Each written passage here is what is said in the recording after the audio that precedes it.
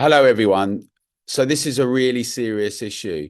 And for many people, of course, there's lots of nuances and it's emotionally challenging and it's complex, as it should be, because when we talk about our loved ones or about ourselves, particularly at the end of life, they're very personal, intimate decisions.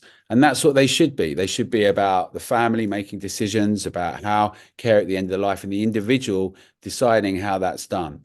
But we've got a situation where we're getting an assisted suicide bill that's being sped through. It's going to be voted on the 29th. We still haven't seen the details. They are coming out next week.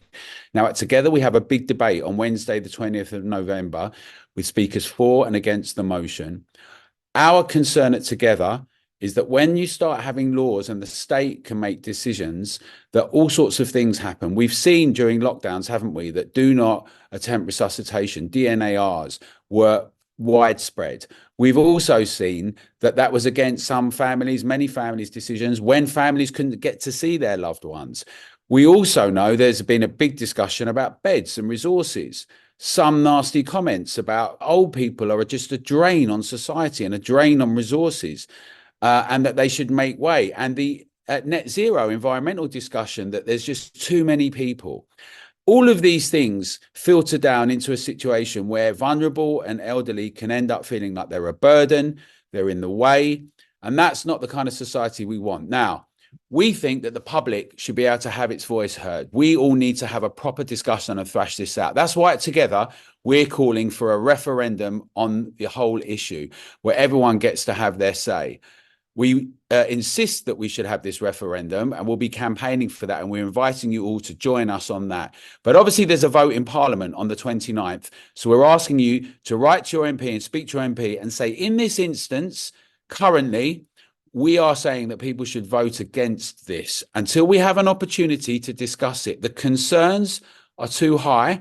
When we have the state and other decision makers and institutions being able to decide the journey at the end of life and the protocols. And we've seen this with the Liverpool pathway, which we were told had stopped, and it's still in existence. And we've seen it with Do Not Resuscitate and other measures. So we're very concerned, but we want to have a full open debate and discussion, and we think the public should be able to decide. Please tell your MPs that their vote is crucial on this and that your vote is going to depend on this. Do join us on the 20th, and we're having a day of action where you go to the actual surgery of your MP. There's more in our emails coming on that, but it's the week before the vote on the 29th. The vote is on the 29th. It's the week before that, on Friday the 22nd. So there'll be a range of emails and calls and other things that we're saying to do. I can tell you from personal experience, and most people will have personal experience with this, these are grueling, difficult questions.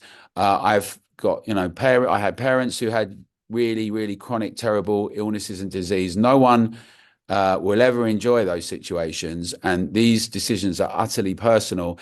But of course, we're dependent on medical practitioners and on the law. And it's in this context that lots of concerns arise. So nothing happens in a vacuum. Let's make our voices heard. There's so much that's going on at the moment, but these are crucial questions for us all. And thank you so much. And remember, we're always better and we're always stronger together.